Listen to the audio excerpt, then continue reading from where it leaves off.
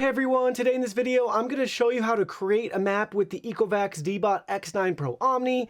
If you're interested in the X9 or you want to find out more about it, the link to it will be in the video description. First things first, we open up the Ecovacs Home app. We find our device, the X9 Pro Omni. We select enter. And by default, when you set this up, you will not have any maps saved. So you should see the exact same screen we have right here where we can select that big blue map your home rectangle. But if you want to add additional maps, if you already have a map there, top right-hand corner, hit the settings icon, looks like a little nut or bolt. From there, we go down to the map settings section.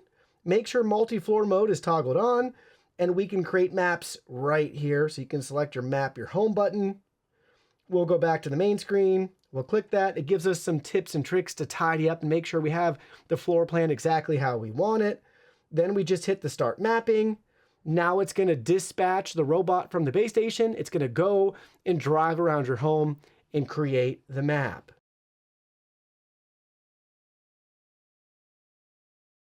Mapping's finished. It's back at the station. Now we have a couple prompts on screen that we can toggle through, showing you how to use the map.